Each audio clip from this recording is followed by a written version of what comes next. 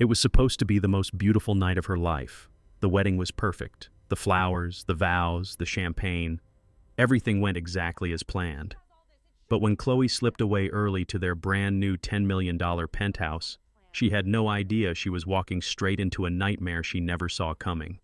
She hid under the bed, playfully, like a new bride playing a little game, waiting to surprise her husband. But the feet that walked through that door weren't his. Red stiletto heels, a stranger's perfume, and then a phone call. The voice on the other end? Her mother-in-law. The same woman who had cried at the altar just hours earlier, calling Chloe her sweet daughter. And what she heard next shattered everything she thought she knew about the man she had just married. A secret child, a scheme years in the making, and a plan to slowly drain her family of everything they had. Stay with me, because what Chloe did next will show you exactly what a woman looks like when she stops being a victim and starts being the most dangerous person in the room. The greatest lesson this story carries: the people who smile the warmest are sometimes the ones sharpening the knife behind their backs. Trust carefully, love wisely, and never mistake kindness for weakness. If this story hit you somewhere deep, drop a comment below. I read every single one. Share this with someone who needs to hear it. Hit that like button and subscribe so you never miss a story like this. We'll be here every time you need one. This content was manually researched, developed, and edited by our team, crafted with purpose to bring you meaning and real-life lessons worth carrying with you. The bedroom was dark except for the soft, romantic glow of the two bedside lamps. I pressed my hand over my mouth, afraid to even breathe, curled up tight under the king-sized bed. The cold of the wood floor seeped into my bones, but my heart felt like it was on fire with the hopeful flutter of a new bride. The reception at the hotel downtown had just ended. My parents were keeping the guests busy with drinks and music downstairs. I'd used the excuse of too much champagne to slip away to our new home, a 3,000-square-foot penthouse my parents had paid for in cash. It was all mine, worth over $10 million. Jacob always said a guy from his small town could never imagine a place like this. It never mattered to me.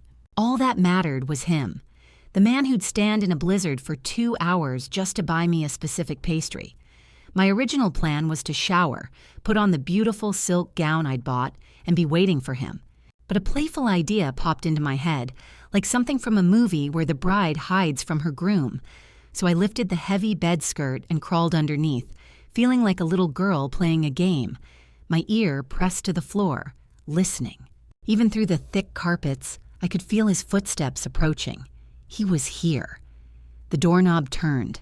I had to smother a giggle, picturing his confused face when he found the room empty. I knew exactly how I'd jump out to scare him, but the shoes that walked into my view made my smile freeze solid. They weren't Jacob's dress shoes. They were bright red stilettos. My mind went completely blank. A bridesmaid? A guest in the wrong room? That was impossible. No one had a key but Jacob and me. Then a thick, cheap perfume drifted under the bed, so strong it almost made me gag. It wasn't my Chanel, and Jacob never wore anything. I held my breath, watching those red heels walk across my bedroom floor. She went to my vanity, pulling my drawers open. Then she stalked to my closet and threw open the doors. A woman's voice sneered, "My God, these spoiled city girls. I don't even know these designer names." Her voice dripped with pure jealousy. I had no idea who she was. How did she get in my house? Why was she in my closet on my wedding night? My heart began to hammer against my ribs. A weight settled on my chest, making it hard to breathe. A sick feeling coiled in my stomach. The red heels walked to the bed, and the mattress sank deeply right above my head. I heard her dial a phone and put it on speaker. "Hello, Jessica. Are you inside?" The voice made my blood run cold. It was my mother-in-law, Martha. Hours ago, she had cried, holding my hands, calling me the greatest blessing her family had ever known. The same woman who brought me eggs from her farm, her rough hands the picture of a simple, honest life. Why was she talking to this woman, Jessica? And they sounded so close. "Yeah, Mom, I'm in." Jessica's voice was smug. The key you gave me was perfect. This place is huge. Her closet is so full of designer junk it hurts my eyes. She called my mother-in-law Mom. My world stopped. I bit down on my hand hard to keep from crying out. Tears streamed down my face, mixing with the dust. But Jacob was an only child. Who was this woman? And why was she here, in my home tonight? Easy now, my sweet Jessica, Martha chuckled. Don't you hurt my grandson. Grandson. Jacob told me that dumb girl's parents paid $10 million for it, all cash. $10 million? I knew she was an idiot, but I didn't know they were that rich, Jessica spat. But the deed's still in her name, Mom. It makes me sick. I'm the one carrying Jacob's son, a healthy boy. The words hit me like a physical blow. Pregnant, grandson, Jacob's son. My body began to tremble uncontrollably, and I bit my lip until I tasted the sharp, metallic tang of blood. Suddenly, it all made a horrible kind of sense. Why he always insisted on waiting for our wedding night. The mocking smile Martha gave me earlier. His sudden suggestion to make his mom a spare key. It was all a setup. A complete and total fraud. My gentle, honest husband, my loving mother-in-law. They were monsters. He had another woman, she was pregnant, and they brought her into my home on my wedding night. Martha's voice was like poison in my ear. Just be patient. That naive girl is crazy about him. Jacob will talk her into putting his name on the deed for security. Half the house isn't enough, Jessica scoffed. And what about her parents' money? I don't want my son growing up having to look at that woman's face. As if she deserves to have our family's baby, Martha spat. She stomped her foot, the vibration jarring my skull. Don't worry. Once you have the baby, Jacob has a plan to deal with her. You know how young people have accidents? Martha said casually. Tragic car crashes? Once she's gone, it all goes to Jacob. And what's his is yours. My eyes flew open in horror. They were planning to kill me. They didn't just want my money. They wanted me dead. This was the man who had promised my parents he would cherish me forever. They weren't people. They were monsters. I bit down on my arm, the pain the only thing keeping me silent. I couldn't move. I couldn't let them know I was here. If I confronted them now, they would just deny it. And if they got desperate, they might hurt my parents. I had to stay here. I had to endure. I needed proof. I was going to make them all pay. Just then, the front door opened. Jessica, what are you doing in the master bedroom? It was Jacob. His voice was quiet, a little annoyed, but not angry. I knew that voice so well. For 3 years, that voice had wished me good night. Hearing it now, it felt like a death sentence. Oh, Jacob, I missed you, Jessica whined, her voice turning sickly sweet. It hurt so much watching you put that ring on her finger today. See? Our son just kicked. He's mad for his daddy, too. The mattress groaned. I pictured Jacob pulling her into his arms. I know, baby. It's been hell for you, he whispered. Mom, you're on speaker. I have to go. I'm just checking on Jessica. I have to get back downstairs. I'm not done with the toasts, and her family is trying to get me drunk. Fine, I'll let you two be, his mother chuckled. Jacob, be smart. Don't let that fool suspect a thing. Jessica's pregnant, so give her whatever she wants. I know, Mom. Go on to bed. He hung up. A moment of silence, then the sickening sound of wet kisses and ragged breaths. Jacob, are we really doing this in here tonight? Jessica whined. This is supposed to be my bed. Hush, baby, he whispered. It's our wedding night.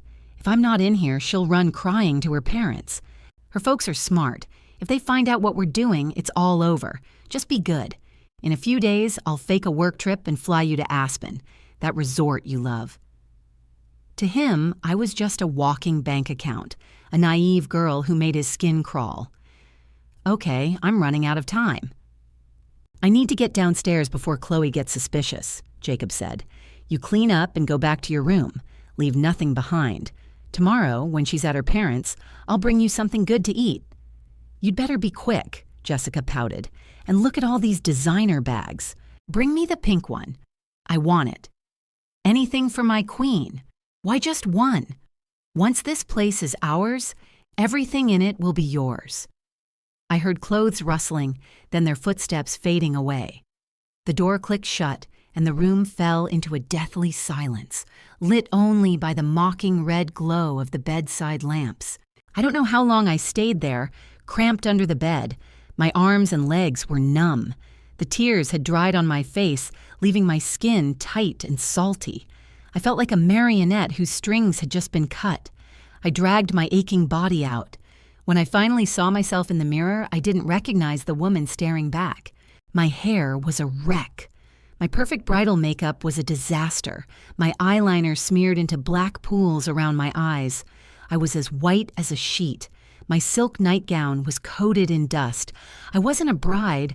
I was a ghost climbing out of her own grave. I walked to the bed, staring at the dent her body had left on my mattress. A wave of nausea washed over me. I tore the sheets off the bed, the expensive red linens, the pillows, the comforter, and shoved the entire set into the trash. Filthy. It was all so filthy. I went into the bathroom, turned the shower on, and twisted the knob all the way to cold. The icy water hit me, stealing what little warmth I had left. I scrubbed my skin until it was raw, trying to wash away the memory of his touch, his every look. Under the freezing spray, my thoughts sharpened. Jacob would pretend to be passed out drunk tonight. He couldn't stand to touch me. Good. The sight of him right now would make me sick. Martha would play the perfect mother-in-law, and that woman, Jessica, was sleeping in my guest room, dreaming of my life. Their plan seemed perfect. They saw me as a lamb for the slaughter. But they never imagined that a stupid game of hide-and-seek would let me hear their entire twisted plan. I shut off the water, dried off, and put on clean pajamas. I found the digital voice recorder I'd bought to save memories of our wedding planning. Now, it would be my first weapon. I sat at the vanity, wiping away the ruined makeup. The woman in the mirror began to change. The raw pain in her eyes cooled into ice, then ignited into a fire. Jacob, Martha, Jessica. You want a game? Let's play. You want my home, my inheritance, my life. I swear, starting now, I will show you what it feels like to fall from the sky and land in hell. I will make you pay back every single thing you've taken, with interest. I will destroy your names, drain your accounts, and watch you beg me for mercy. Loud cheers echoed from the hall. My darling husband was arriving. I took a deep breath, slipped the recorder into my sleeve, and made the bed with a clean white sheet. I sat on the edge of the bed, a cold smile on my lips, and waited for my prey. The door flew open. The room filled with noise and the reek of alcohol. "Chloe!" his best man, Mike, shouted. "Jacob is a happy man tonight. He drank every toast for you. He's completely gone. We got him here for you. Enjoy your night. We'll let you handle him now." Sitting on the pristine sheets, I put on a perfect mask of worried affection and rushed to his side. "Oh my God, how much did he have? Thank you all so much. Here, let's get him onto the bed." They heaved Jacob onto the bed like a sack of grain. He kept his eyes shut tight, his brow furrowed, mumbling nonsense as he rolled over to face the pillow. I saw them politely to the door. The second it clicked shut, my sweet smile vanished, replaced by pure, uncut disgust.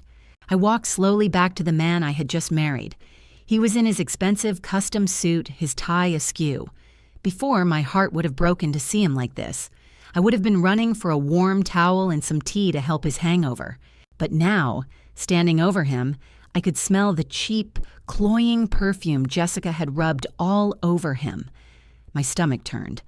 I dug my nails into my palms, forcing myself to stay grounded. Jacob wasn't drunk. I knew how much he could drink. He could close a deal over half a bottle of scotch and not even slur. A few glasses of champagne weren't enough to knock him out cold. He was faking it. He was keeping his promise to her, not to lay a hand on me, such a loyal husband. I almost laughed. I walked to the nightstand, picked up a heavy water glass, and just let it drop. Crash! The sound of shattering glass echoed on the floor. The man on the bed flinched. His breath caught for a second, but his eyes stayed sealed shut. He even started to snore, a loud, fake rhythm. His act was so pathetic, it was almost funny. I didn't call him on his miserable performance. If he wanted to play dead, fine. I left the broken glass where it was. I didn't change. I just walked to the armchair in the corner, pulled my robe tight, and sat down. And in the dark, I stared at the stranger in my bed, my eyes open all night long. The last 3 years replayed in my mind. The day we met in the rain when he gave me his only umbrella. The hot breakfast he brought me every single morning. The day he told me, with tears in his eyes, that he was too poor for me. But he would work himself to the bone to make me happy. What an idiot I was. I thought I'd found true love. I gave him my whole heart. My parents, worried about me, didn't ask for a prenup. Instead, they paid for this penthouse in cash, gave me over $1 million, and bought me a new car. And for all my family's generosity, I got their scheming and their contempt. To them, I wasn't a person. I was a bank they could rob, an obstacle they could just get rid of. The sun started to rise. The man on the bed began to stir. He stretched dramatically, rubbed his head, and sat up, pretending to have a massive headache. He saw me in the chair, fully dressed, with dark circles under my eyes. He froze. A flicker of guilt crossed his face before he hid it. "Honey, what are you doing over there? Didn't you sleep?" He started to get up, reaching for my hand. I pulled back before he could touch me, the revulsion rising in my throat. I poured him a glass of warm water, forcing a tired, gentle smile. "You were so sick last night. You were throwing up." I lied smoothly. "I was afraid you might choke, so I just watched over you. How's your head? Here, drink this." He took the glass. His face a perfect picture of a man deeply moved, but I could see the smugness in his eyes. He had to be laughing at me, at the sheer stupid trust I'd placed in him. "Babe, I am so sorry. Yesterday, it was our wedding. I was just so happy and the guys were pushing drinks on me. I messed up. I know you were hurt. Tonight, I promise I'll make it up to you." Hearing his perfect, soulful apology was like swallowing glass. Make it up to me. How? With his corrupted heart or his pregnant high school girlfriend? "It's okay. We have our whole lives," I murmured. "Go get cleaned up. I think your mom has breakfast ready." Jacob nodded and disappeared into the bathroom. The second the lock clicked, the soft smile on my face shattered, my eyes turning to ice. Our whole lives. Yes, the clock was just starting. The game was on. Once we were both ready, Jacob and I left the bedroom suite. The dining room was filled with the scent of coffee and fried bacon. Martha was bringing a platter of sausages from the kitchen, wearing a cheap cherry red blouse.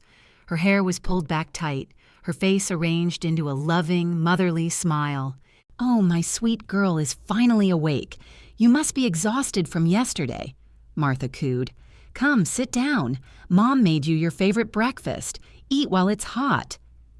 Looking at that smiling, wrinkled face, a deep chill went through me. Who knew the heart of a killer hid behind that mask, someone who would murder for money? "Thank you, Mom. You were up so early, you must be tired," I said, my voice smooth as I sat down. Just then, the guest room door creaked open. From the corner of my eye, I saw a woman in a loose dress, her hair a mess, slowly emerge. She made no effort to hide. Instead, she walked directly to our dining table. It was Jessica. Up close, she wasn't some stunning beauty. Her face was plain, her eyes holding a restless, greedy light. Her stomach was swollen. She had to be at least 4 or 5 months along. But what felt like a knife in my gut was the cream-colored cashmere wrap draped over her shoulders. It was a one-of-a-kind piece my father had brought me from Paris last month. I adored it, keeping it tucked away, untouched in my closet. And there she was, wearing my things like she owned them. A hot rage burned in my chest. I wanted to scream, to tear it off her, but I couldn't. I had to wait. I breathed in deeply, forcing a look of complete, innocent confusion. I pointed at Jessica and turned to Jacob. "Jacob, who is this?" I saw a flicker of panic in his eyes when he noticed the wrap, but he recovered instantly with a casual smile. "Oh, Chloe, I was about to tell you. This is my distant cousin, Jessica. The doctors in our hometown aren't great, and she's been feeling sick. She wanted to get a checkup in the city. Since yesterday was our wedding, she came to celebrate, but it got too late to find a hotel. I let her stay in the guest room." Martha jumped in on cue, grabbing Jessica's hand. "Yes, Chloe. This poor thing has had such a hard life. Her parents died when she was just a kid. I basically raised her myself. She's like a little sister to Jacob with nobody else here. I thought, since this apartment is so big, she could stay a few days for her appointments. You wouldn't mind, would you?" Watching them, I felt they deserved an award for that performance. Distant cousin. Raised her myself. Nobody else. The lies just rolled off their tongues. If I hadn't been hiding under that bed last night, I might have actually felt sorry for her, treated her like a sister. I met Jessica's eyes. Hers were filled with a hostile, jealous challenge. The moment I looked at her, she dropped her gaze, instantly playing the part of a shy, pathetic victim. "Hi, Chloe," Jessica mumbled. "Am I in the way? If it's not a good time, I can leave today. Find a cheap motel or something." Wow. The manipulation was masterful. In just a few words, she had me backed into a corner. Say no, and I'm the cruel new wife throwing a sick, pregnant relative onto the street. Say yes, and I'm letting a viper into my bed. If they wanted to put on a show, I'd give them a better one. Let's see who cracks first. I shot up from my chair and rushed to her side, my face a mask of warmth and concern. "Jessica, don't say that. You're Jacob's cousin, so you're my sister now. Those motels are filthy and unsafe. You're not well and you're pregnant. I would never let you stay in a place like that. You're staying right here, for as long as you need. Please make yourself at home." My little speech made Jacob and his mother visibly relax. They shot each other a quick look, one filled with smug relief at how easily the stupid rich girl was being handled. "Oh my goodness," Martha clapped. "I always said our Chloe was the kindest girl in the world. Jessica, what do you say? Thank your new sister." "Thank you, Chloe. You're so kind," Jessica whispered, her head still bowed. But I saw it, the triumphant little smirk playing on her lips. I squeezed her hand, my eyes falling deliberately on my cashmere wrap. I raised my voice just enough. "Wow, Jessica, that wrap is beautiful on you. It looks kind of familiar. The fabric is so soft, it must feel amazing, right?" Jessica's face went rigid. She instinctively tugged at the wrap, throwing a panicked look at Jacob. Martha rushed to smooth it over, her smile strained. "Oh, that. Last night I saw Jessica was cold, and I was worried she'd get sick. I just grabbed the first thing I saw in your closet for her. Chloe, you have so many clothes. You won't even miss one little thing, will you? Jessica's from the country. She's never seen anything so nice. You see how much she likes it. Why don't you just let her have it?" They stole from me, then had the nerve to demand I make it a gift. I laughed internally, but my face showed nothing but sudden understanding as I waved a dismissive hand. "Mom, what are you even saying? It's just a piece of clothing. Of course she can have it if she likes it."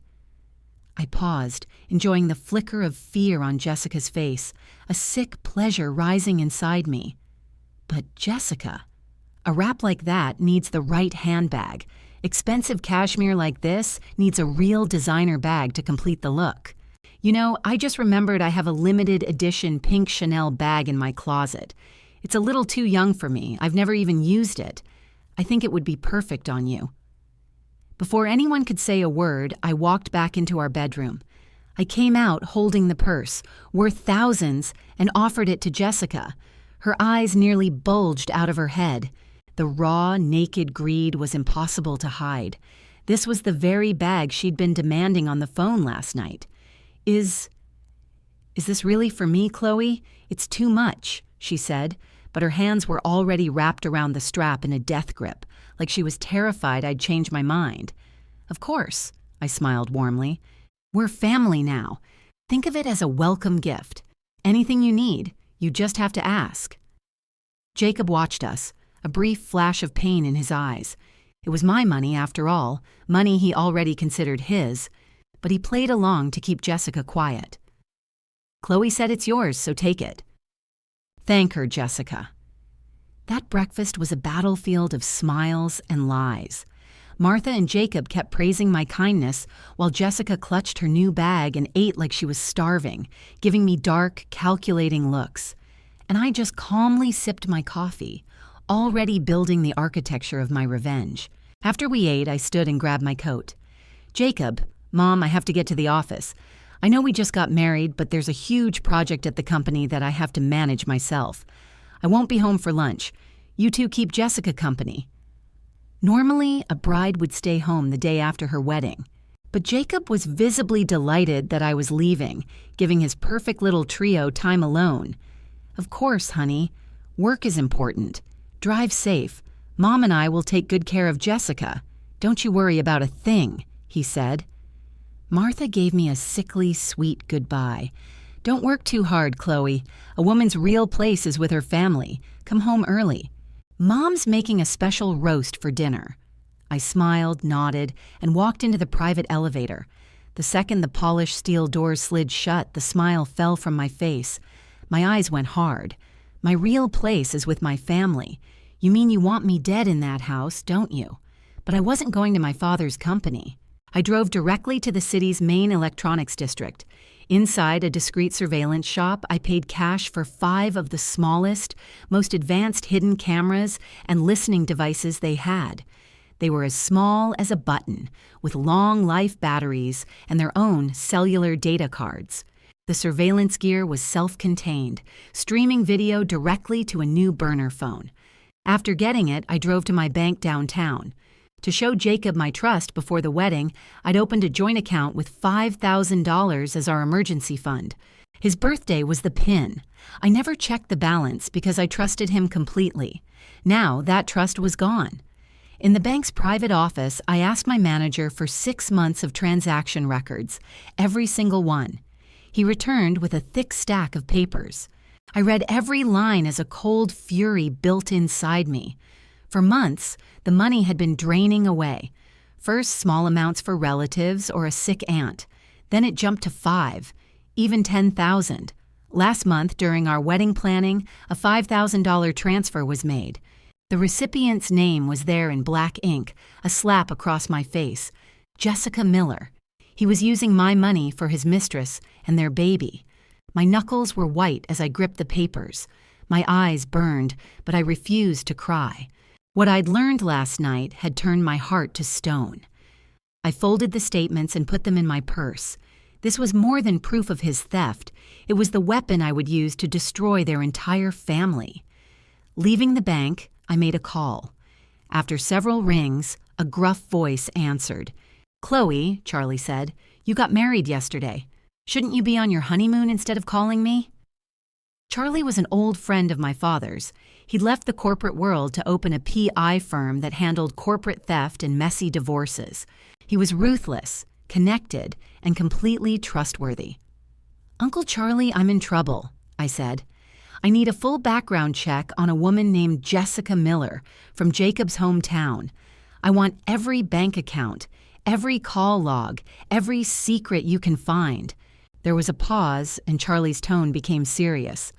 "Chloe, is this about Jacob?" "Yes. Don't ask, just help me.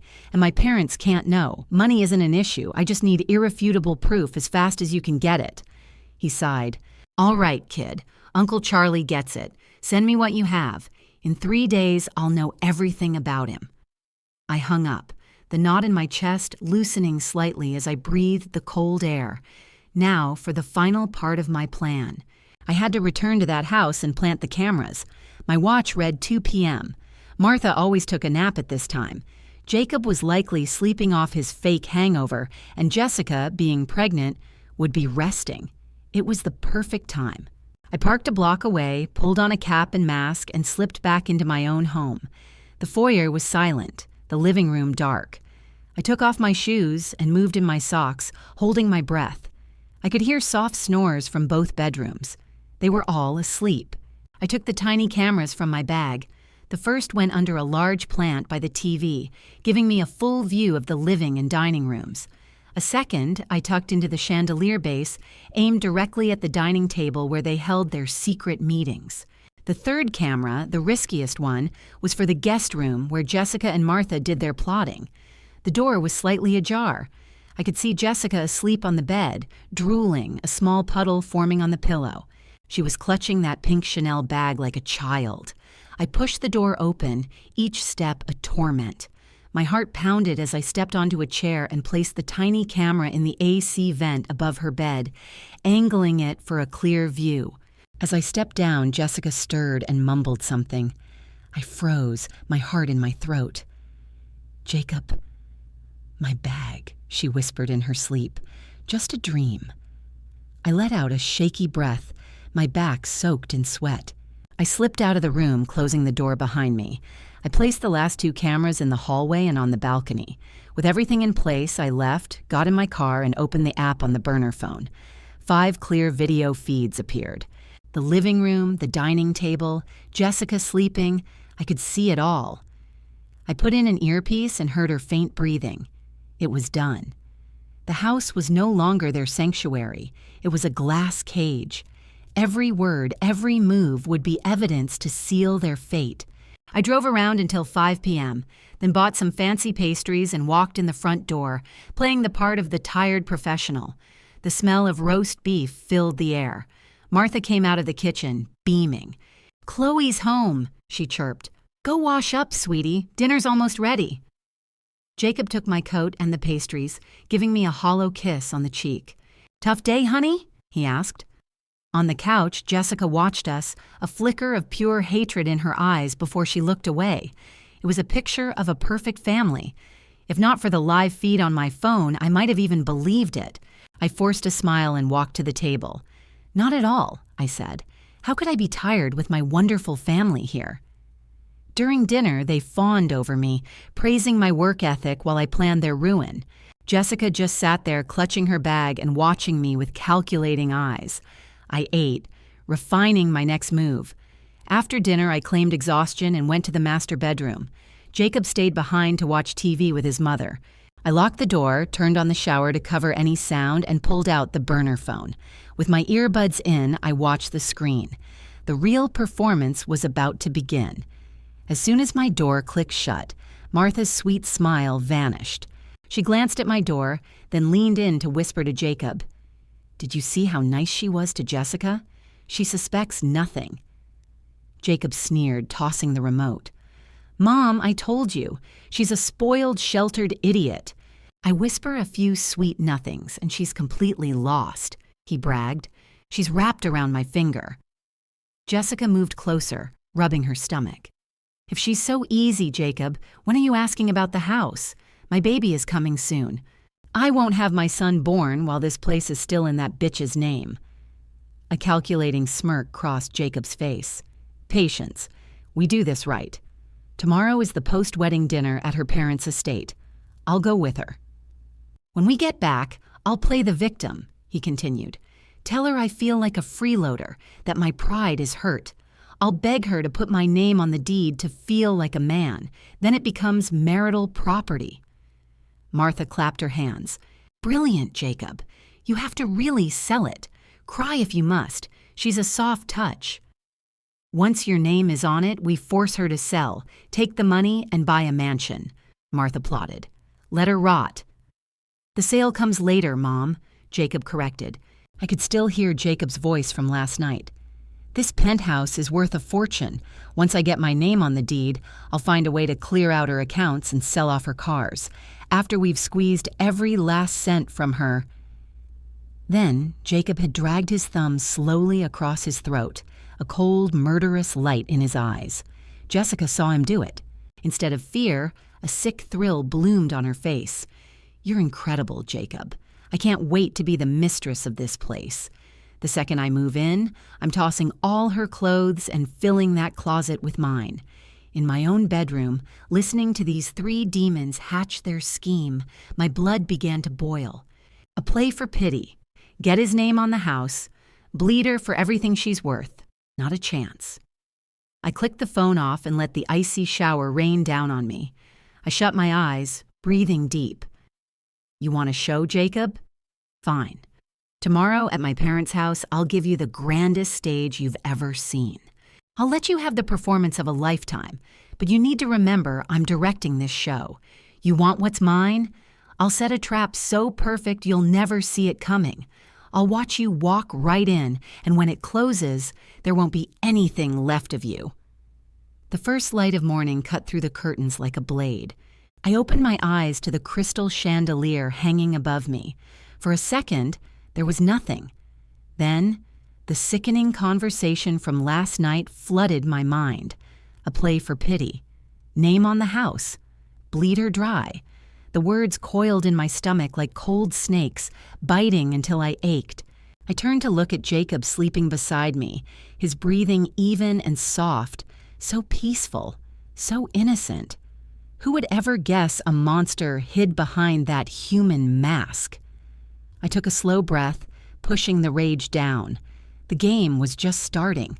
I couldn't afford a single mistake. I threw back the comforter, making sure it made a sound. Honey, wake up!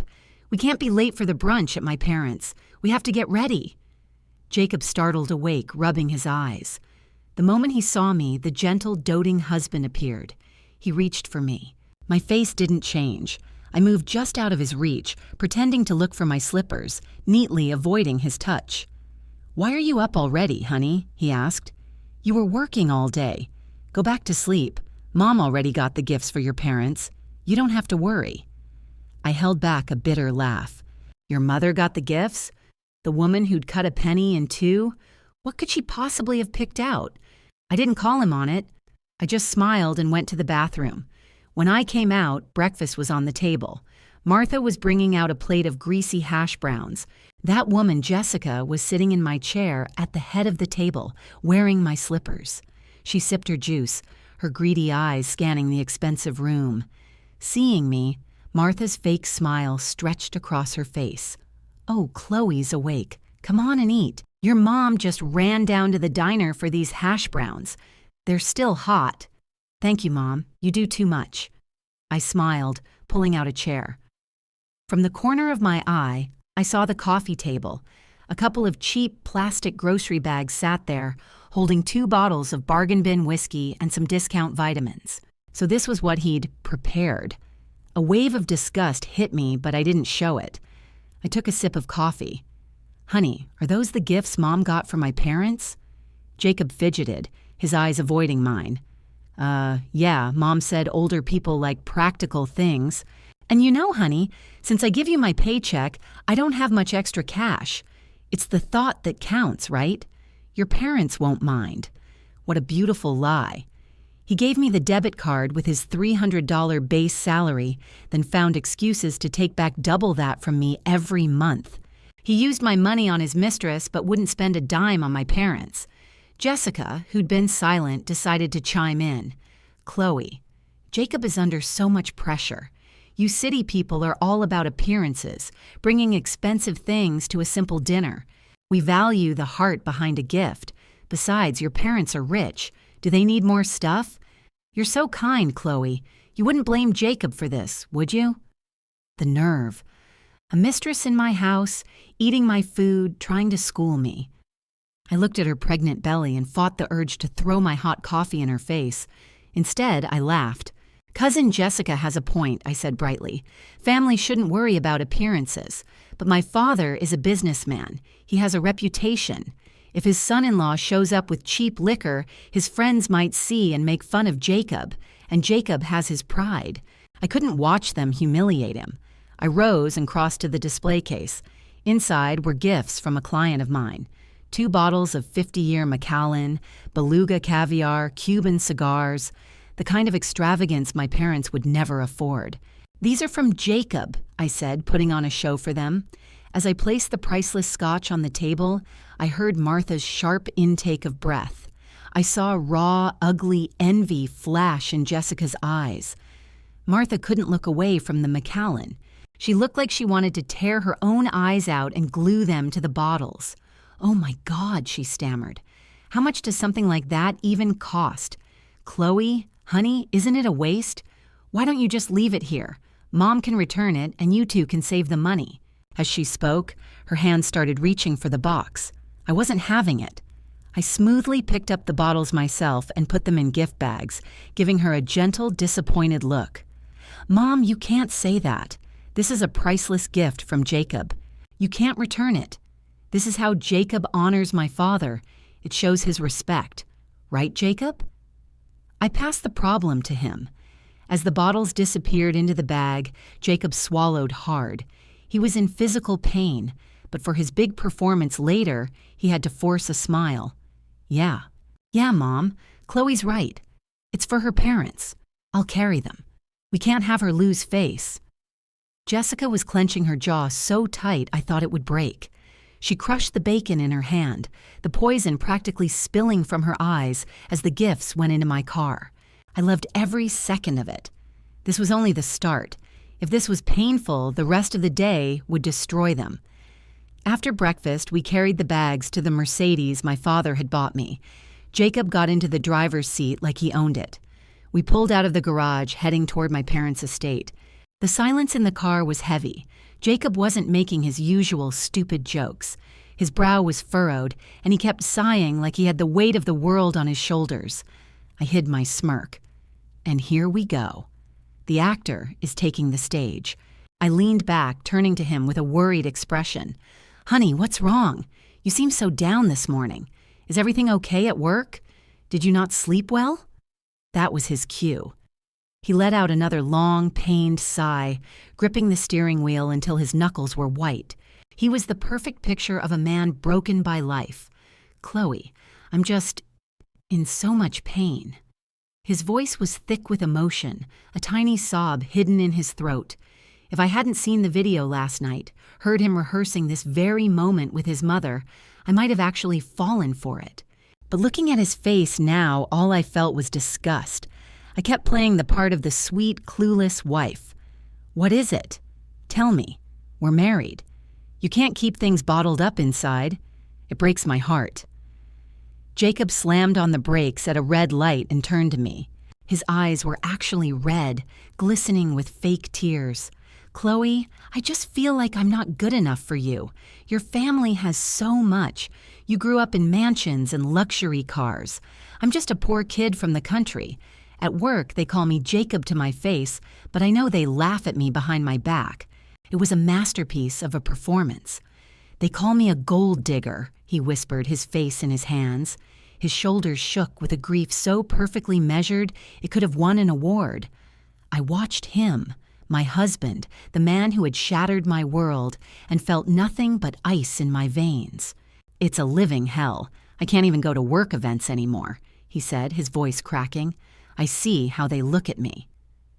And there it was, the monologue of a man crushed by the weight of a love he felt he didn't deserve. He was painting himself as a martyr, and I was the cross he had to bear. The old me would have been a puddle on the floor, weeping, begging him to let me add his name to the deed to prove my love. But the old me was gone. My heart was a frozen, silent thing. I reached out, my touch a lie, my voice pure sugar. "Honey, don't listen to them. They're just jealous of what we have. I know who you are." I said the words like a prayer. "You're the best man in the world. A house is just a thing. Our love is what matters, not whose name is on a piece of paper." I felt him stiffen beside me. He hadn't expected that. He'd wanted a fight, a grand gesture, not placid reassurance. But he was a professional. He recovered instantly, his eyes red and brimming with a torturous, all-consuming love that was pure fiction. "I know you don't care, Chloe, but I do. I have to give you more," he pleaded. "I have to prove I'm not some parasite." He wanted to put down roots in this city, he said. A real home for us, a home. He called my penthouse, the one I paid for where his mother and pregnant mistress were currently living, someone else's roof. The rage was a physical thing, a sickness in my throat, but my face was a mask of sympathy. "I know, my love. We'll get there. together. We're almost at my parents' house. Try to pull yourself together for them, okay? I saw the flicker of rage in his eyes when he realized I wasn't offering him the house, but he knew not to push. He just nodded, the dutiful husband. Of course. I won't let you down. I won't be an embarrassment. The irony was breathtaking. We pulled through the gates and up the long, winding driveway of my childhood home. My parents were waiting, my mother rushing to me, all smiles and worry. "You're too thin. Is he taking care of you?" My dad clapped Jacob on the shoulder, a booming laugh echoing in the air. "We're family now, Jacob," Dad said. "Chloe can be a handful. You have to be patient." Jacob slipped into his role seamlessly, the humble boy from the country, smiling with practiced sincerity as he handed over gifts that must have cost a fortune. "She's my entire world, sir. I would never let anything hurt her," he vowed. "Just a little something for you. The finest scotch." My parents beamed. It wasn't about the money. It was about the performance of a man who valued their daughter, a performance he had perfected.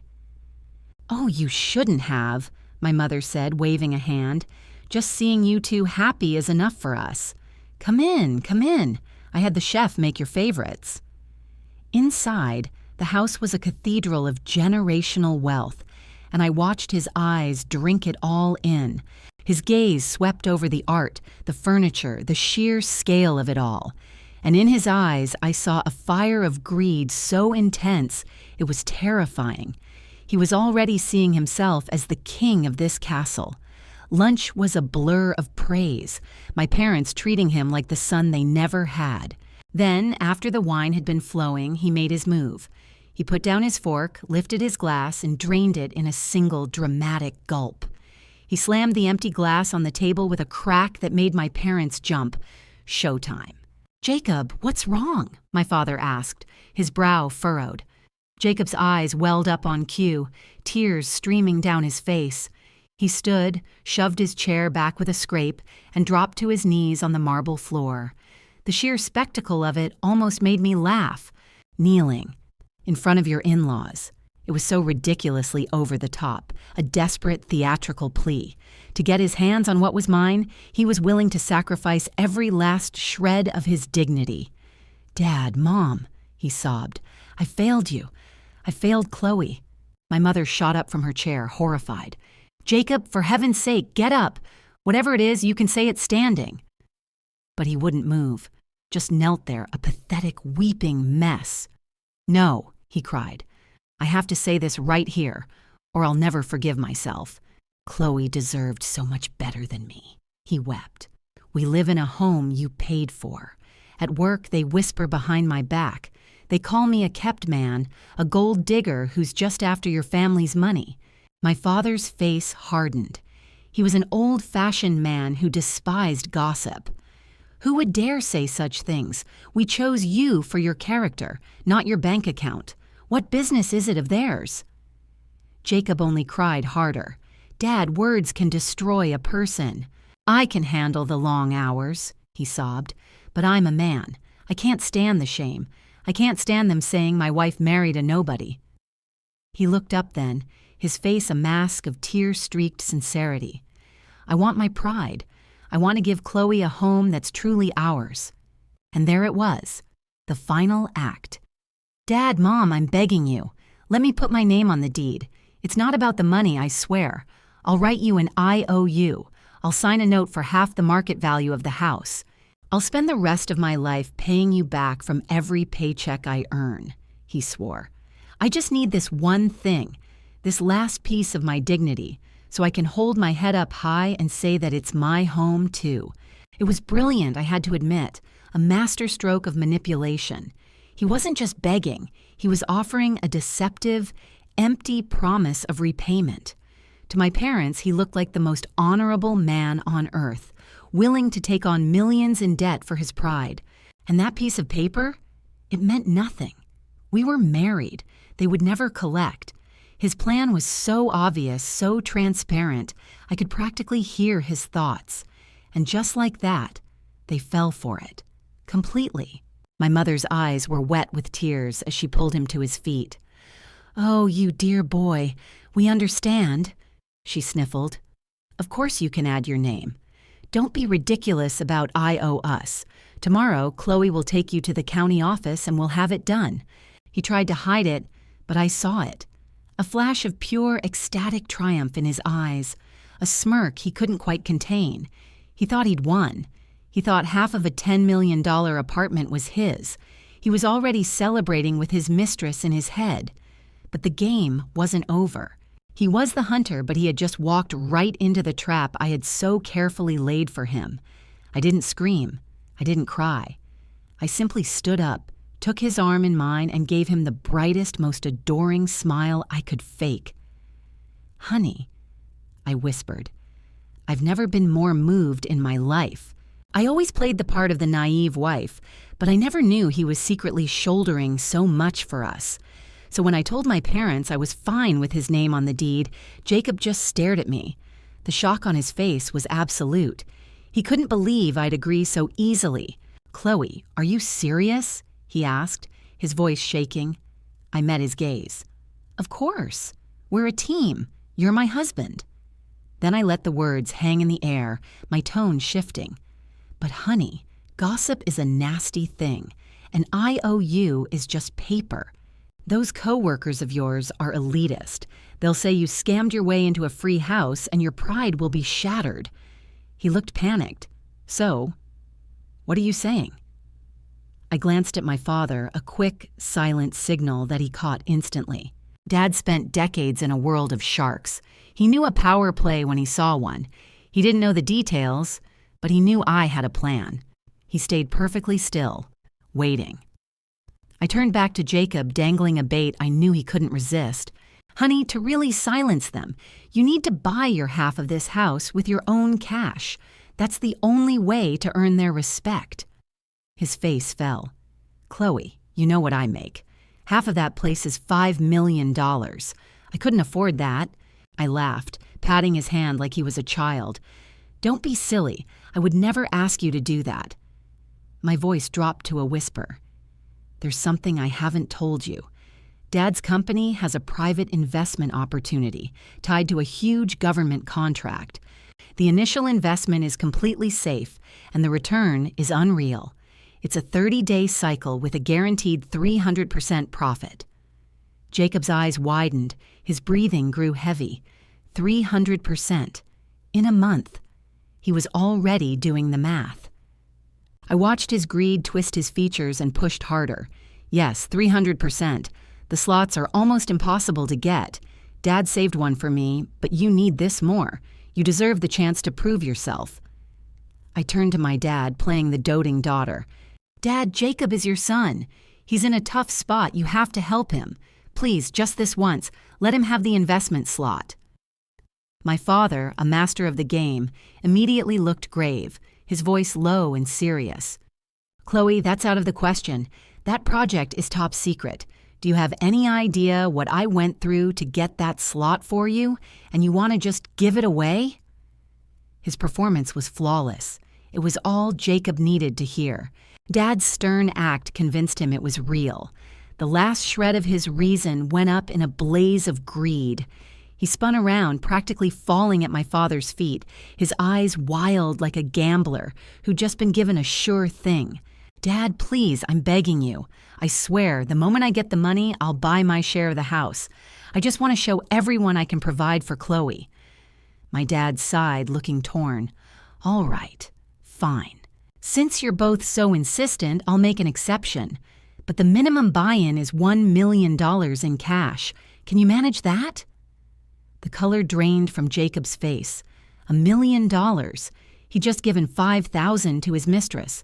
But the thought of a 300% return and owning half of a $10 million home was too much. Greed becomes a black hole that devours all logic. He clenched his jaw, a desperate fire in his eyes. "Don't worry, Dad, I'll get the $1 million. I'll borrow it if I have to." I touched his arm gently. "Honey, don't push yourself. Maybe a short-term loan, it's only for a month. The profit will more than cover any interest." Then your name is on the deed and no one will ever disrespect you again. I planted the idea of a loan shark, knowing in his frenzy he would leap right into the fire. He nodded, clinging to my words like a lifeline. You're right, Chloe, it's just for a month. Dad, please save my spot. Give me 3 days, I'll have the money. Watching him march so willingly toward his own ruin, I felt a cold, quiet smile spread across my face. But I changed the subject, pulling a thick document from my bag. Honey, Dad's compliance department is very strict. Since this is a classified internal project, we have to separate our personal assets and liabilities. It's just a formality. Legal needs us to sign a post-nuptial agreement. It just says that any new debt you take on, like this loan, is yours alone and not my responsibility. It also says that if one of us commits a serious offense, like cheating, that person leaves the marriage with nothing. You love me, right? You'd never do that. It's just a signature. This document was my real weapon. Every clause was an iron trap. Once he signed, my proof of his affair would leave him with nothing but the crushing debt he was about to take on. It would be the end of him. He hesitated. With his pregnant mistress in our home, his conscience flickered. But the demon of greed was louder. It was a vague risk versus millions in cash and a mansion. In his arrogance, he thought he could never be caught. The choice took only a second. Of course I'd never betray you, Chloe. I'll sign it right now. He grabbed the pen, his eyes fixed on the prize. He didn't even read it. He just flipped to the last page and signed his name, pressing his thumb into the ink. Seeing that signature, I could finally breathe. The trap was sprung. In the car on the way home, he was giddy, babbling about how we'd be multi-millionaires, how he'd finally get his revenge on everyone who ever doubted him. It was a fantasy. I smiled and played along, the perfect supportive wife. As soon as we were home, I said I was tired and went to our bedroom. He immediately rushed to the guest room with Martha and Jessica. I locked my door and opened the camera app. On the screen, I watched him pace the guest room, waving his arms, telling them everything. Mom, Jessica, it actually worked. We're going to be rich. Martha slapped her own leg in excitement. My boy, what happened? Tell us everything. Is your name on the deed? Jacob was spinning a fantasy about a 300% return, spitting with excitement. My name means nothing. We find $1 million. It becomes 3. I'll throw that cash in his face and buy half this place outright. We'd have the money and the house. Chloe would be ours. His mother's eyes lit up, then clouded. But Jacob, $1 million? We have nothing. Selling our house back home wouldn't get us 50 grand. Where could we find that kind of money? Even Jessica was restless. She touched her stomach, her gaze sharp and scheming. Jacob, what about the $50,000 you sent me? I haven't spent it. You can have it all for this. He grabbed her, kissing her hard. That's my girl. So 50 grand down, 950,000 to go. His mother clenched her jaw. You have to risk it for the biscuit. I'm going home tomorrow. I'll hit up our family. Tell them you're buying a mansion and need a short-term loan. I'll promise them insane interest. That's not enough, Jacob snapped. They don't have real money. Chloe reminded me. Loan sharks. I'll borrow from them. We just need 1 month. That return will cover any interest they charge. Then we buy a real mansion and leave that fool Chloe to rot here. On my screen, I watched the 3 of them, drunk on greed, plotting to defraud their family and borrow from the mob to steal my life. They were laughing in my bedroom, lost in their own sick fantasy, and a cold laugh escaped my own lips. Borrow. Please borrow everything you can. The higher you climb, the harder you will break. Charlie's PI firm was in a rundown building that looked like a front, but inside, behind a steel door, was a different world. Walls of servers and files showed just how powerful this quiet, middle-aged man really was. He handed me a coffee in his office, but the heat couldn't touch the ice in my veins. Chloe, I found everything. He sighed. I've seen it all in 20 years. But a family this rotten? This is a new low. Brace yourself. He pushed a thick manila envelope toward me. Pandora's box holding the wreckage of my last 3 years. My hands trembled as I untied the string, dumping the photos, documents, and a USB drive onto the table. The first thing I saw was an ultrasound. Her name, Jessica Miller, 20 weeks along. And on the spouse's signature line, Jacob's name, written boldly, under relationship, husband. My breath caught in my throat. I knew she was pregnant, but seeing his signature made me sick. 20 weeks, 5 months. 5 months ago, we were planning our wedding. While I was picking out his tuxedo, he was with her, signing his name as her husband. I forced myself to look at the next page. Bank statements. The $5,000 transfer to her was there. But then I saw the texts Charlie had recovered. 3 years of them. I scanned the screenshots, bile rising in my throat. Jessica. Seeing that ugly thing tonight? The baby misses his daddy. Jacob. Be good. That idiot got her bonus. I'm getting her to buy me that Rolex. Once I have it, I'll come see you. She's just my ATM. I'm just using her. My heart belongs to you and our son. Jessica. So when are you marrying her? How soon can we get her house? My son won't be born in this dump. Jacob. Soon. She's obsessed with me. Her parents are clueless. After the wedding, I'll get my name on the deed. Then I have 100 ways to make her leave with nothing. I could even make her disappear. Then everything she has is ours. A TM idiot. Disappear. The words stabbed at me. I was shaking, but I refused to cry. Crying over trash like him would be an insult to myself. I kept looking.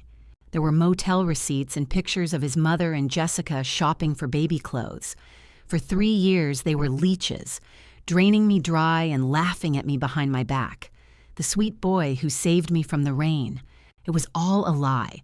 The cousin was his high school sweetheart, his common-law wife. Chloe, are you all right? Charlie asked gently. This is ironclad evidence. You'll take him for everything in the divorce. You'll get that 50 grand back. The texts are enough to destroy his reputation forever. He'll be a ghost in this city. My nails dug into my palms. It's not enough, Uncle Charlie, I said, my voice cold. Ruining him is too easy. He didn't just con me. He planned to steal my family's fortune and kill me. If I don't make them pay 1,000 times over, if I don't drag them to hell myself, I'll never be whole again. Charlie studied my face, then gave a slow, firm nod. All right, kid. You've got your father's strength. Since you call me uncle, I'm in this with you. What's the plan? I leaned forward. I set a trap, a fake investment. He's going to loan sharks for the money. I need you to watch him. I need to know who he borrows from, how much, and every word of the contract he signs. I want him to get the cash, but when it's time to pay, I want it to cost him his life. A dark smile crossed Charlie's face. Done. I know every shark in this city. I'll get you a copy of the deal. But you need to be careful, Chloe. A cornered animal is dangerous. I know, I said. That's why I'm here. I need to pull off one last trick. After leaving Charlie's, I drove straight to my private bank. Besides my penthouse, I had portfolios and millions in heirloom jewelry, my dowry, my entire life's assets.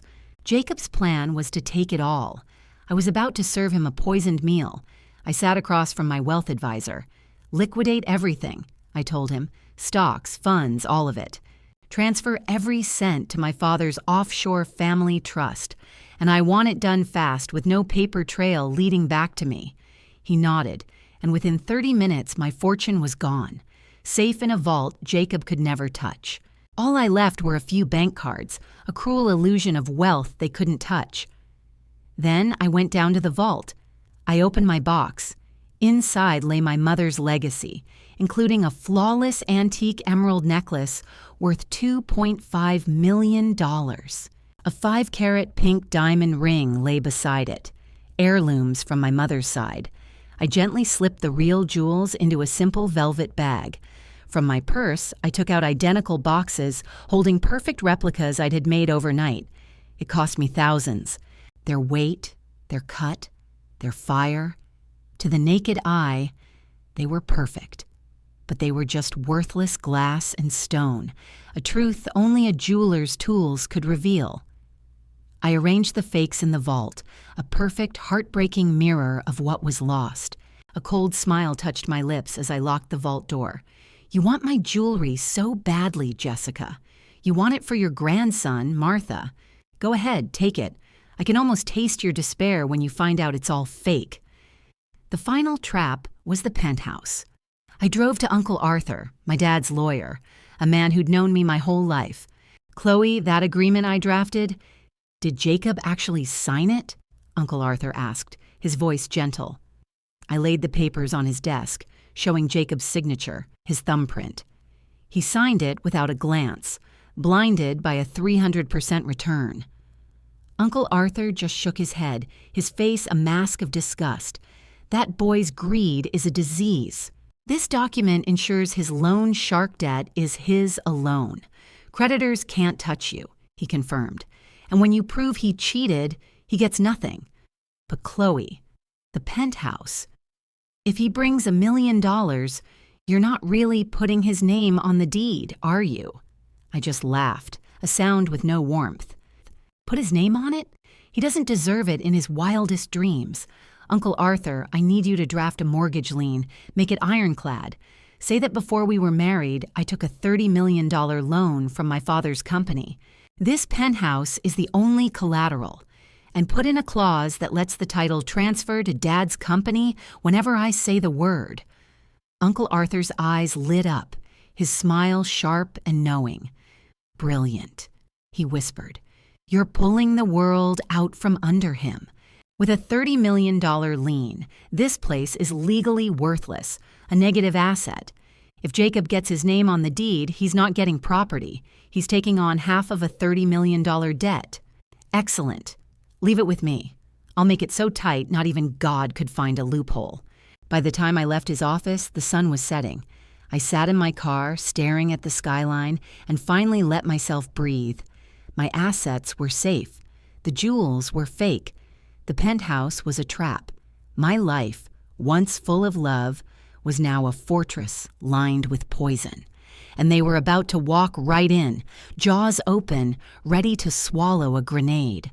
I started the car and drove back to that house, that hell they called a home.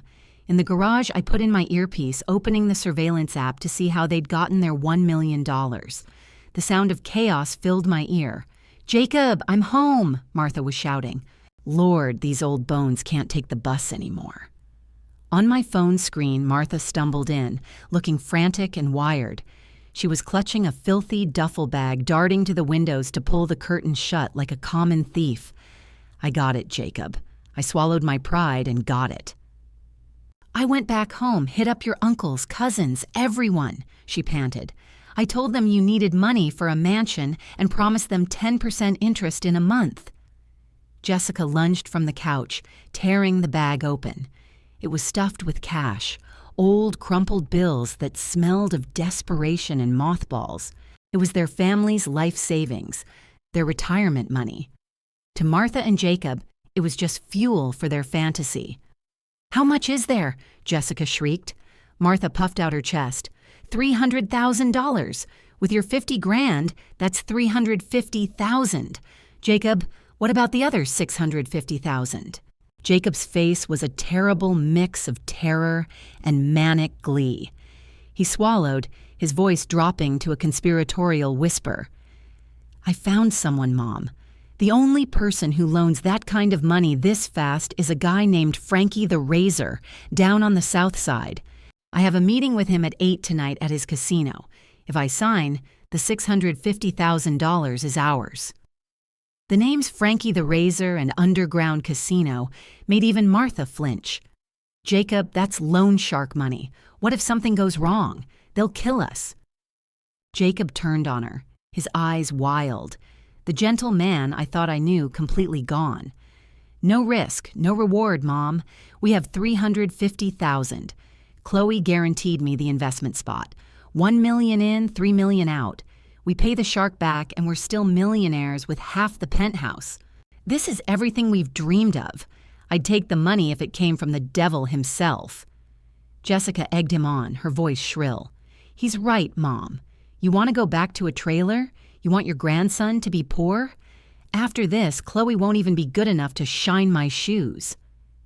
The three of them looked like mad gamblers pushing all their chips onto a table I'd rigged to explode.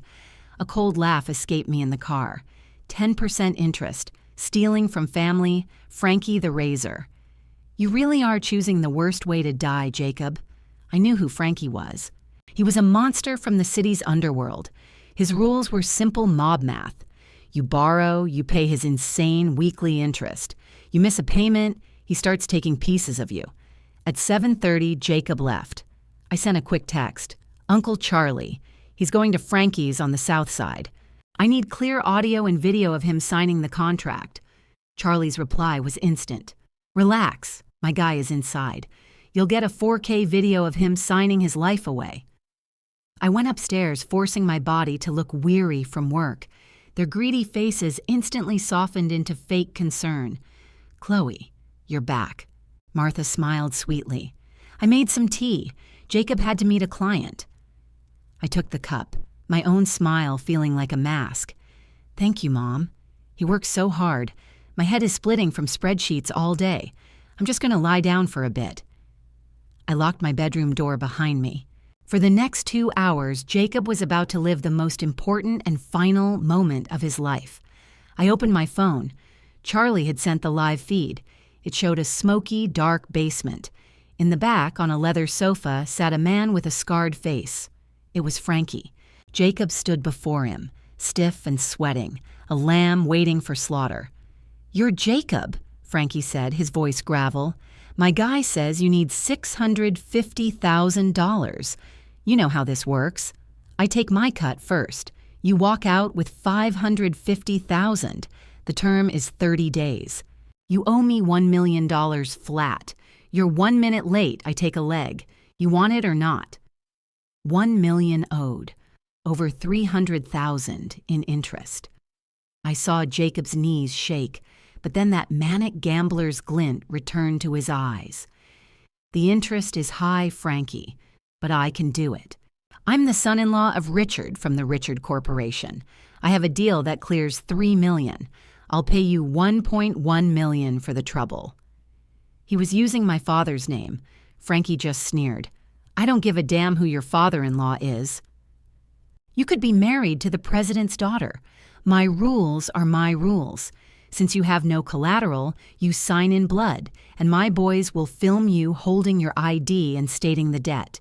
You don't pay, I send the video to daddy-in-law and he pays. Jacob didn't even pause. Blinded by greed, he sold his soul right there. He signed the contract, pressed a bloody thumb to the paper, and recorded that humiliating video. When he walked out of there clutching a garbage bag full of cash, he had no idea he hadn't just signed for a loan. He'd signed his own death warrant. And because of the postnup, that debt was his and his alone. At 10 o'clock, the front door opened. I was waiting on the sofa as Jacob swaggered in like a hero. He was pale and shaky, but he clutched that bag of money like it was a holy relic, practically vibrating with a sick, euphoric energy. I'm home, he called out, his voice buzzing with an energy I hadn't heard in years. He dropped a black trash bag and a filthy duffel on the coffee table. The thud echoed in the silent room. Chloe, I did it. I got the $1 million. His eyes were shining, a nauseating mix of greed and desperate hope, already picturing my father handing over the keys to our life. I rose from my chair, forcing myself to look at the pile of cash that smelled like a damp basement. Then I gave him the most loving smile I could fake. Oh, Jacob, you're amazing. A whole $1 million just like that. I always knew I married a capable man. He swelled with pride, grabbing my hands as if we were in a movie. Anything for you, Chloe. Anything to finally feel like I deserve you, he vowed. So, what about the investment spot? I gently pulled my hands free, patting his arm. Don't you worry. Dad has it waiting. Now that you have the money, we'll go to the headquarters first thing tomorrow morning.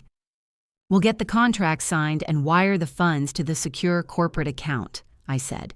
It's a classified project, so the sooner we lock it in, the better. He nodded, almost vibrating with eagerness. The next morning, I drove him to my father's gleaming office tower, but not to the penthouse suite he was expecting. I led him to a sterile conference room on the 16th floor. A man in a tailored suit and gold-rimmed glasses was waiting. "Honey, this is Mr. Lee, the head of compliance for this project," I explained. He was the chief counsel for my father's company and my co-star for the day's performance. Jacob practically fell over himself trying to shake his hand. "Mr. Lee, it's an honor. Thank you." Mr. Lee remained stone-faced, pulling a thick document from his briefcase. "Mr. Davis, as this is a confidential investment, your $1 million will be routed through a proprietary shell subsidiary to prevent capital tracking. It will be held for 30 days, he continued. Then the principal, plus the 300% return, will be wired directly to your account. Please review these contracts and NDAs. Jacob's eyes glazed over at the mention of the return. He didn't even pretend to read the dense legal text. He just saw the words principal and 300%. Snatching the pen, he started signing his name over and over. Jacob Davis. Jacob Davis. As I stood behind him, watching his hand tremble with excitement, a real smile finally touched my lips. That shell subsidiary was an LLC I'd registered myself. The document he was signing wasn't an investment agreement. Buried in the fine print, it was an unconditional, interest-free personal loan to my company, a loan that gave me the sole right to delay repayment indefinitely. He wasn't just losing the profit, he was never seeing that principal again. The trap snapped shut the moment he put the pen down. For the next few weeks, a strange quiet settled over our home. Jacob came home giddy every day, playing the part of a millionaire in waiting, while his mother, Martha, loudly planned her future luxury shopping sprees. But Jessica, his cousin, lost all restraint. As the 30-day deadline neared, she dropped the act. She'd order me to do chores, criticize my cooking, and wander into my bedroom to paw through my closets when I was out. One day, I decided to come home from work an hour early. The sound of loud, shrill laughter drifted from my bedroom as I unlocked the front door. I crept to the doorway and peered through the crack. There was Jessica, standing in front of my mirror, wearing the fake emerald necklace and the gaudy pink diamond I'd left out for her. She was struggling to fit her pregnant belly into one of my sequin dresses. "Oh, real emeralds feel so heavy," she squealed to her reflection. "After Jacob's money comes through, this house, these jewels, they're all mine. That stupid woman's life was just a stepping stone for me."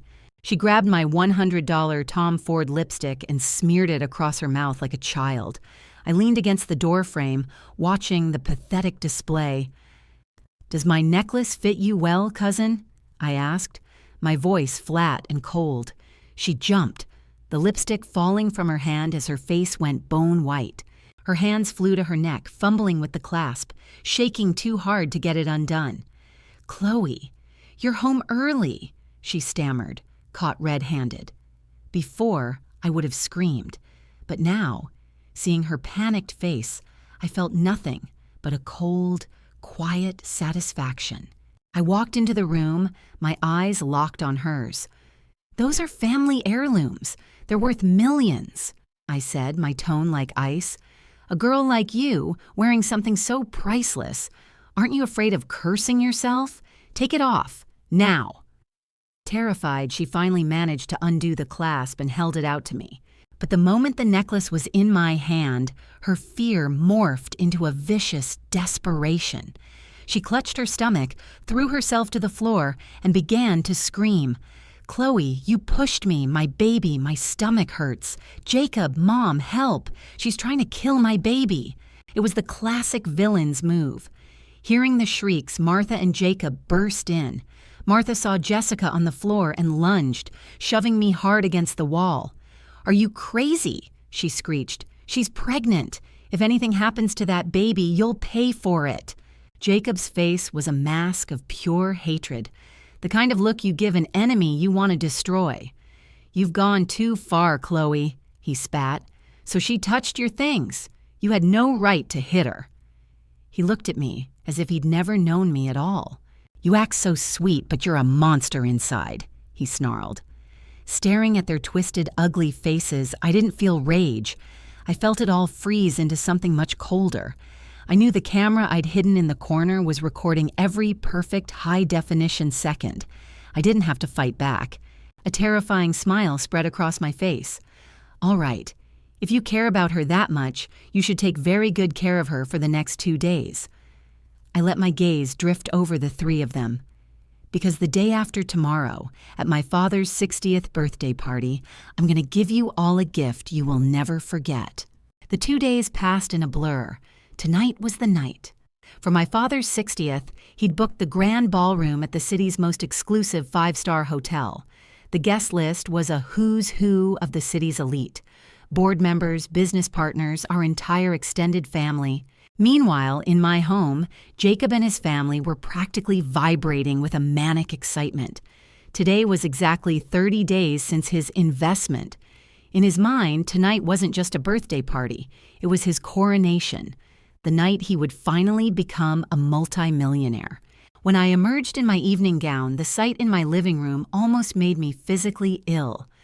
Martha was stuffed into a cheap, bright red sequin dress that looked like it cost $20 at a discount store, straining against her body. Her face was caked in ghostly white powder and garish red lipstick. But Jessica was worse. She'd wedged her pregnant body into a tacky, glittering gown. And around her neck was my fake emerald necklace with the fake pink diamond on her finger. She looked like a parody of wealth. "Oh, you look like a billionaire's wife," Martha cooed. "That big green stone is blinding. You show these city people what our family is made of." Jessica smugly touched the necklace, her chin held high with an unbearable arrogance. "Don't worry, Mom," she said. "When Jacob's $3 million comes in, I'm buying out Fifth Avenue." Then she turned to him. "Jacob, you have to be strong tonight. You throw that money on the table and demand he put your name on the deed to this place. Don't you dare back down." With his hair slicked back and wearing a new tux, he looked like he'd already conquered the world. "Don't worry," he promised her. "This is the perfect opportunity. In front of everyone, I'll announce my $3 million and demand my half of the house. If they refuse, they'll be the ones humiliated." Leaning in the doorway, I watched the three of them, my husband included, lost in their greed. A cold smile formed on my face. "Ready?" I called out sweetly. "Dad is waiting to greet the guests with us." Hearing me, their smug faces instantly shifted into practiced false warmth. Jacob rushed to my side, his touch a lie as he took my arm. "You look beautiful, honey. Let's go. We can't make your father wait." I didn't resist. I let him guide me to the limousine, where he spent the entire ride staring out the window, lost in dreams of a future he thought he'd secured. I just watched the city lights blur past, my heart a stone in my chest, silently counting down the minutes. At 10 a.m., we arrived. The ballroom was breathtaking, with crystal chandeliers casting a diamond-like glow over the city's most influential people, all while a string quartet played softly. For Martha and Jessica, it was like stepping into a different world. Their eyes, wide with avarice, darted from the towers of seafood and champagne to the designer gowns on the wealthy guests. "My God," Martha breathed. "Jacob, this is like a palace. Look at the size of that lobster." Jessica completely dropped her quiet cousin routine. She pushed through the crowd, chest puffed out to display her fake emerald necklace, smiling at everyone as if she were the hostess. My parents stood near the entrance, greeting their guests. When Dad saw us, his smile tightened for just a second, but Mom waved us over warmly. "Jacob, you're here. Please take your mother and cousin to the VIP table near the stage. It's a busy night. Just make yourselves comfortable." Jacob swelled with pride, speaking loudly for others to hear.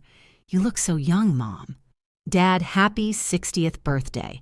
And you know, today is a double victory. Remember that company investment I told you about a month ago? It just matured. This isn't just your birthday.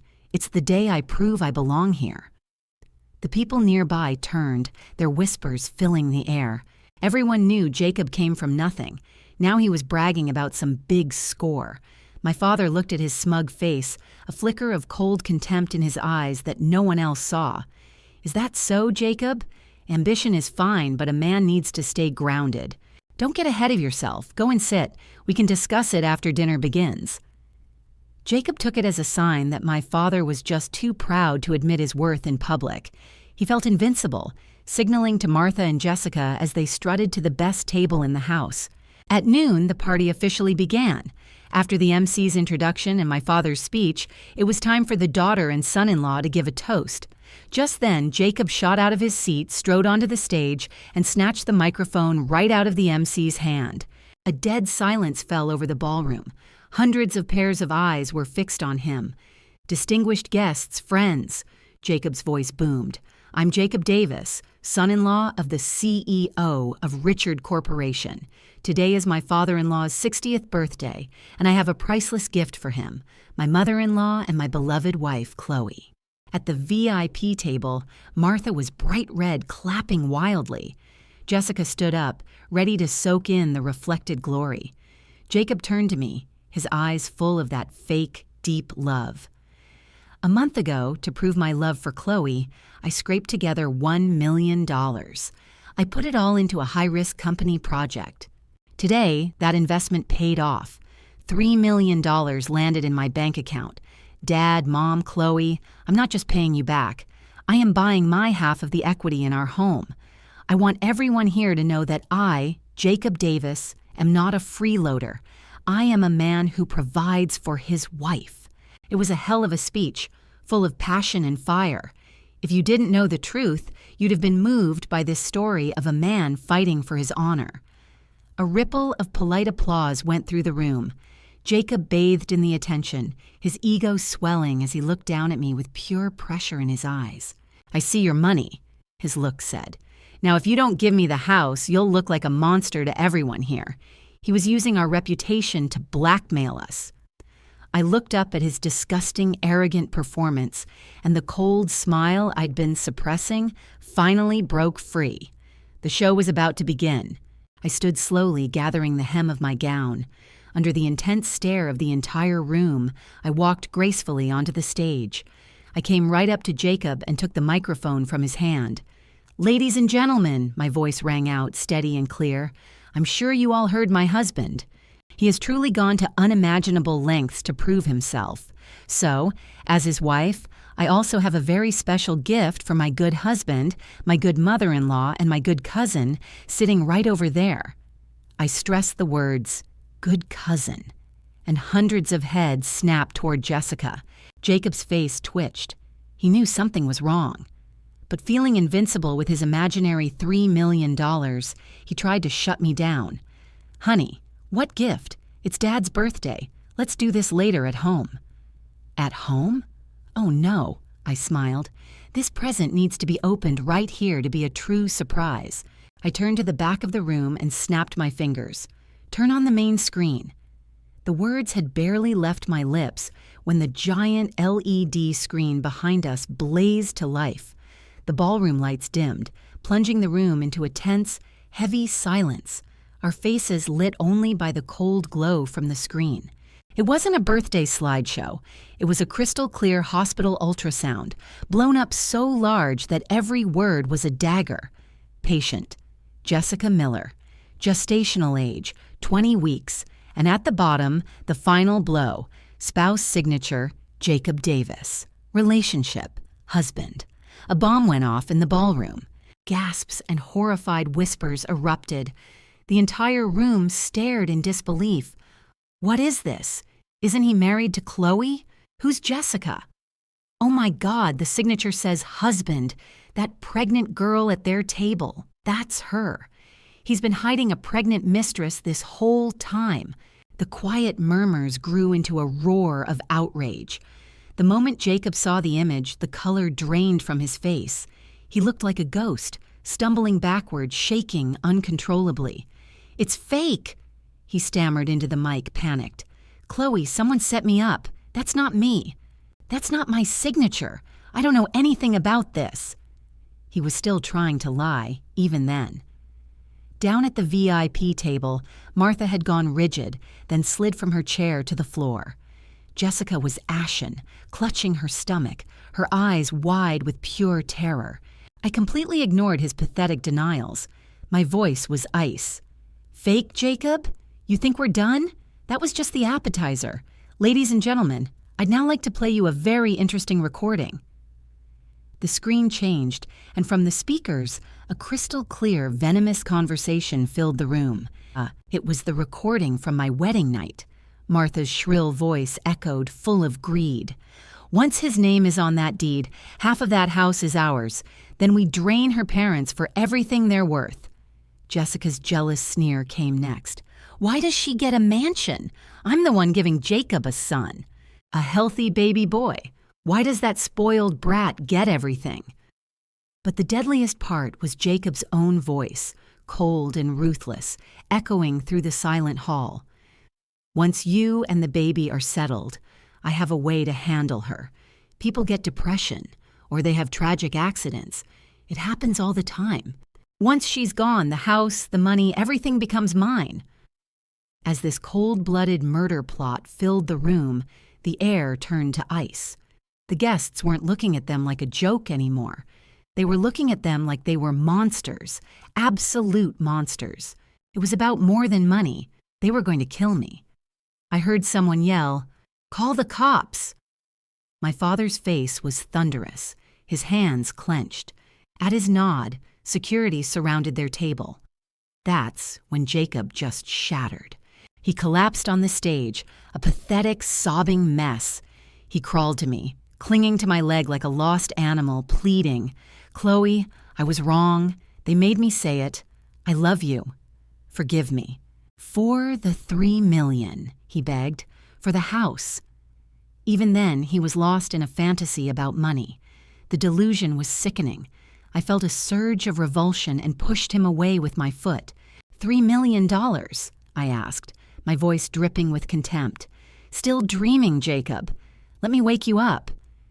I signaled the tech booth. A grainy video played on the screen, a loan shark staring Jacob down. "You owe me $1 million flat in 30 days, the man threatened. "Miss by a minute, I take a leg." Then we all saw Jacob's bloody thumbprint seal the deal. The screen switched to the contract he signed in my father's office. My voice was ice as I held the microphone. "Jacob, look closely. That secret project with the 300% return, it was a trap I set just for you. That's my shell company. The paper you signed wasn't for an investment. It's a personal loan that I never have to repay. That $1 million is gone forever, Jacob. You'll never see a dime of it again." The truth hit him like a physical blow. His head snapped up, eyes wild with panic. He made a strangled, choking sound. "A trap? No. Dad, tell her it's not real." He looked to my father, searching for a lifeline that wasn't there. My father's laugh was cold and hard. "You soulless creature. Did you really think my company runs scams? The day you planned to harm my daughter, you were finished. That $1 million is for her pain and suffering." That was it. The last of his hope died. He finally understood I had outplayed him completely. I pulled a document from my purse and threw it at him. "Remember the postnup you signed, Jacob? It says that if you cheat, you get nothing. 0. And all of your debt is yours alone." He scrambled for the papers, his eyes finding his own thumbprint. That's when he truly started to unravel. "No, this is fraud. That's your house," he screamed. "Why am I stuck with the debt?" I almost laughed. "Oh, the house. Weeks ago, I took out a $30 million mortgage on it, secured by my dad's company. That penthouse is a negative asset," I told him. "Even if I gave it to you, you'd be inheriting a $30 million debt. Could you handle that? You pathetic broke loser?" His mind just broke. He thought he was taking my fortune, but I'd already hollowed it out, leaving him with an abyss of debt. The money from the mob, his family's savings, all gone. Now a loan shark wanted $1 million from him. Just then, the ballroom doors flew open. A dozen tattooed men with baseball bats stormed in, led by that same loan shark from the video, Frankie. This was the grand finale I had arranged. His 30 days were up. Frankie saw Jacob kneeling on the stage and smirked. My father waved his security off. This was a private matter now. Frankie grabbed Jacob by the hair and yanked him to his feet. "You've got guts, kid," Frankie growled. "Where's my $1,000,000? Pay up now or I'm carving you up for everyone to see." The smell of urine filled the air as a dark stain spread across the stage floor. He started screaming, pointing a shaking finger at Jessica and his mother. "Don't kill me. They have the money. Her necklace, it's real emerald worth $2.5 million. Take the jewels." In that single desperate moment, the devoted son and lover vanished. He threw his own mother and pregnant mistress to the wolves without a second thought. Frankie's eyes lit up, locking onto the green gems on Jessica's neck. He stalked over to her, grabbed her by the throat, and ripped the necklace from her skin. Jessica screamed, "My necklace! Jacob, you animal!" Frankie weighed the jewels in his hand, his expression changing under the light. His face twisted in fury. He slapped Jessica so hard she fell, blood spilling from her lip.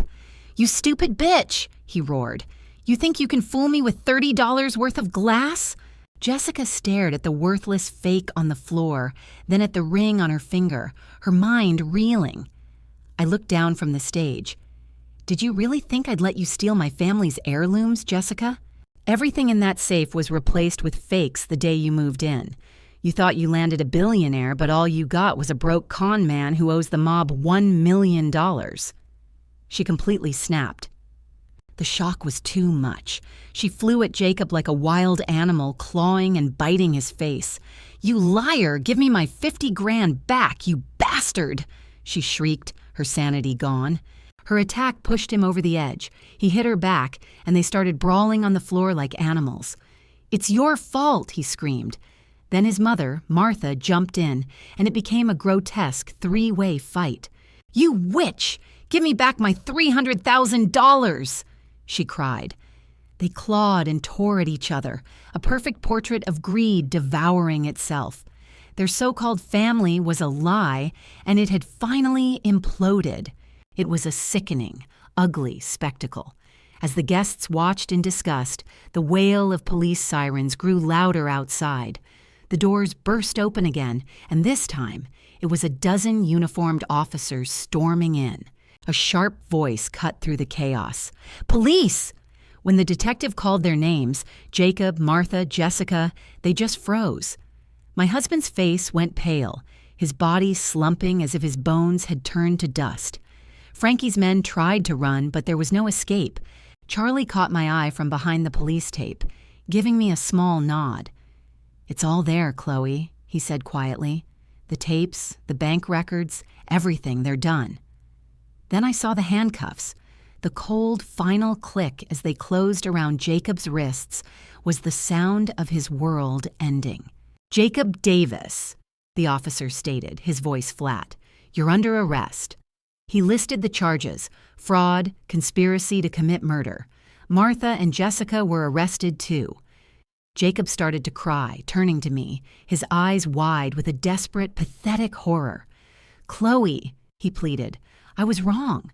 Please," he begged, "don't let them take me." I looked down from the stage at this stranger I once loved. "You made your choice, Jacob. Now you pay for it." As they were dragged away, their screams echoed down the long hall, and then there was silence. The room was so still. My dad came onto the stage and held me.